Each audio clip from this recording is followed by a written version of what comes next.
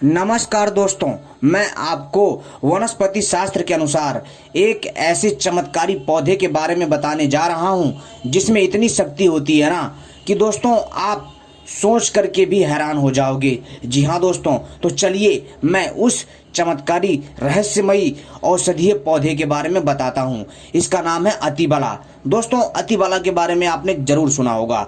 अतिबला आपको कई बार दिखा भी होगा जंगलों के आसपास या खेतों के आसपास तथा तालाब के किनारे या नदियों के किनारे या फिर खेतों के आसपास। अतिबला आपको बारिश के समय बहुत ज़्यादा दिखेगा और दोस्तों यह गर्मियों में सूख जाता है। मित्रों इसमें इतना बल होता है कि मैं आपसे क्या बताऊं। और मैं आज आपको अतिबला के पावरफुल प्रयोग के बारे में बताऊंगा और इसमें दैवीय शक्ति होती है और इसका प्रयोग कैसे करेंगे वो सारी चीज़ें बताऊंगा विस्तार से। तो दोस्तों इस वीडियो को पूरा और आखिरी तक देखिएगा, तभी आपके समझ में आएगा, अन्यथा कुछ समझ में नहीं आएगा। अगर आप इस अतिबला के पौधे के बारे में जानना चाहते हैं, इस अतिबला के तांत्रिक प्रयोग के बारे में जानना चाहते हैं, तो इस वीडियो को पूरा और आखिरी तक अंत तक देखिएगा, तभी आपके समझ में आएगा जो मैं समझाना चाहता हूँ, क्योंकि आज की जानकारी बहुत ही अद्भुत होने वाली है। तो दोस्तों अतिबला का नाम से ही जो है शाश्वत हो जाता है कि अतिबला का अर्थ होता है जिसमें बहुत ज़्यादा बल हो।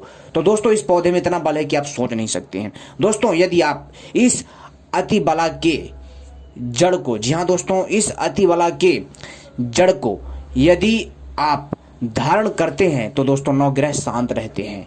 यदि आप अतिबला की जड़ को धारण करते हैं तो दोस्तों भूत प्रेत तथा जितनी भी बुरी शक्तियां हैं वह आपसे दूर भागेंगी, आपके आसपास नहीं आएंगी। साथ ही साथ दोस्तों यदि आप अतिबला की जड़ को जो है तावीज में, यानी कि चांदी या तांबे या सोने की तावीज में भर करके गले में धारण करते हैं तो दोस्तों आपकी लोग बात मानेंगे और आप लोग सबके प्रिय बन जाओगे और दोस्तों आपके प्रति लोग मोहित होने लग जाएंगे और आपका मान सम्मान बढ़ेगा। और दोस्तों इसकी तावीज बना करके गले में धारण करने से दोस्तों आपको कई गंभीर रोगों से मुक्ति मिलेगी। आपको जल्दी कोई रोग नहीं होगा और यदि रोग होगा तो ठीक हो जाएगा। और दोस्तों यह आपको कई प्रकार के भयंकर रोगों से, भयंकर कीटाणुओं से बचाएगा, क्योंकि दोस्तों इसमें आयुर्वेदिक गुण होते हैं इसकी जड़ में। और तो और दोस्तों यह बहुत दिव्य एवं चमत्कारी प्रयोग है। एक बार इसको करके देखिए, आपको लाभ स्वयं मिलेगा। और तो और दोस्तों इसकी तावीज को गले में धारण करके सोने से दोस्तों बुरे ख्याल नहीं आते हैं। जी हाँ दोस्तों।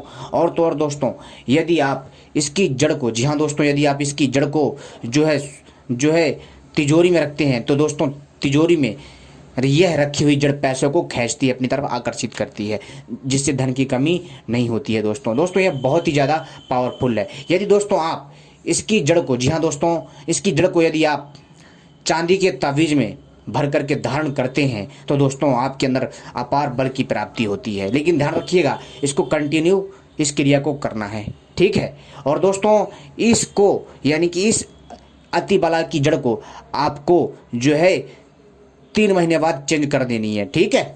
और तो दोस्तों इससे क्या होगा कि रिकवर होता रहेगा। साथ ही साथ दोस्तों यदि आप अतिबला की जड़ को सुखा करके, धूप में सुखा करके और इसका जो है चूर्ण बना करके, जी हाँ दोस्तों, और गाय के देसी घी में, ध्यान रखिएगा, गाय के देसी घी में जो है इसको मिला करके एक गिलास दूध में डाल करके जो है यदि आप पीते हैं तो दोस्तों आप के अंदर इतना ताकत आ जाएगा ना दोस्तों कि मैं आपसे क्या बताऊं, आप सोच नहीं सकते हैं। दोस्तों आपका शरीर कायाकल्प हो जाएगा, आपका शरीर कामदेव के समान एकदम आपका शरीर वज्र की भांति कठोर हो जाएगा। और यदि आप एक मोटी सरिया को भी लोगे ना, उसे भी मोड़ दोगे, इतना बल होता है इसमें। और दोस्तों यदि किसी को भूत प्रेत हो तो दोस्तों आपको क्या करना है कि यदि आप इसकी जड़ को सुखा करके उसको सुखा देंगे तो भूत प्रेत उसको छोड़ के भाग जाएंगे। इतना शक्तिशाली होता है अतिबला का पौधा। लेकिन दोस्तों यह अतिबला काम कब करेगा, इसके अंदर यह गुण आएंगे कैसे? तो दोस्तों यह ऐसे काम नहीं करेगा। इसको आपको क्या करना, सुनिए ध्यान से। आपको जो एक शुभ समय चुनना है, एक शुभ मुहूर्त चुनना है। जैसे आश्विनी नक्षत्र हो गया, ठीक है, आश्विनी नक्षत्र के साथ साथ जो है दशहरा हो गया, होली हो गया, ठीक है, अमावस्या हो गई। हर महीने में एक बार अमावस्या तो होती है, ठीक, अमावस्या वाले दिन आपको इसको जागृत करना है, इस पौधे को, तभी यह कार्य करेगा। ऐसे कार्य नहीं करेगा, तभी इसके फंक्शन एक्टिव होंगे, ऐसे नहीं होंगे। ध्यान रखिए इस चीज़ को, ये बहुत ज़रूरी चीज़ें हैं और इन्हीं छोटी छोटी चीज़ों से ही दोस्तों आपके बड़े बड़े काम होंगे। इन सावधानियों को याद रखिएगा। और मैंने आपको कई बार बताया है कि किसी भी पौधे को जागृत कैसे करते हैं। जैसे हम किसी आत्मा को जगाते हैं ना, उसी प्रकार से हम इन दैवीय पौधों को भी जागृत करते हैं। ठीक है, तो इसका आपको ध्यान रखना है। आपको विशेष समय चुनना है, क्योंकि इस समय में इनके अंदर जो देव शक्ति जो समाहित होती है वो उनका असर बहुत ज़्यादा होता है। और जब आप ये छोटी सी क्रिया करोगे, यानी उसको जगाओगे, तो इसमें अद्भुत शक्ति आ जाएगी। कैसे करना है? अगर आपको अश्विन नक्षत्र नहीं पता तो दोस्तों महीने में एक बार अमावस्या तो आती है। अगर अमावस्या नहीं आता तो फिर भी आप जो है इसको जो है रविवार को करिए, यानी कि रविवार को। ठीक है, लेकिन अगर आप अमावस्या को करेंगे, दशहरा का करेंगे, या फिर अन्य किसी शुभ मुहूर्त में, जैसे कि कोई त्यौहार हो, उस टाइम पर भी करेंगे, तो दोस्तों बहुत अच्छा फल मिलेगा और ये जल्दी जागृत होगा। तो कैसे करना है? आपको ब्रह्म मुहूर्त में जाना है, किसी भी शुभ नक्षत्र में ब्रह्म मुहूर्त में जाना है। अपने साथ एक पीतल के लोटे में जल ले जाना है। ठीक है, रोली ले जाना है, अक्षत ले जाना है। ठीक है, और जो सिंदूर ले जाना है और कपूर ले जाना है, और वहाँ पर जो सबसे पहले उसको प्रणाम करना है, इस अतिबला के पौधे को, और उसमें जल चढ़ाना है, अक्षत डालना है, तिलक लगाना है उस पौधे को। इसके बाद रोली लपेटनी, प्रणाम करना है।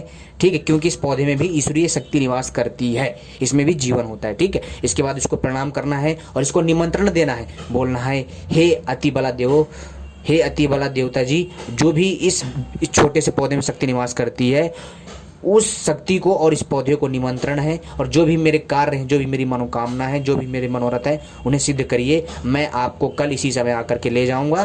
तो दोस्तों उसी समय आपको जाकर के अगले दिन जाकर के उसी ब्रह्म मुहूर्त में आपको लेकर के आना है। लेकिन ध्यान रखिएगा, आपको ये देखना है कि जैसे कि कल अमावस्या है, तो आपको आज उसको निमंत्रण दे करके आना, तब आप उसको लाओगे, तभी कार्यरत होगा, तभी यह चीज़ें काम करेंगी, अन्यथा ऐसे काम नहीं करेंगी। छोटी सी आप त्रुटि आपका सारा काम खराब कर देगी। इस चीज़ का विशेष ध्यान रखिए। ये चीज़ें कोई नहीं बताता, मैंने आपको बता दिया।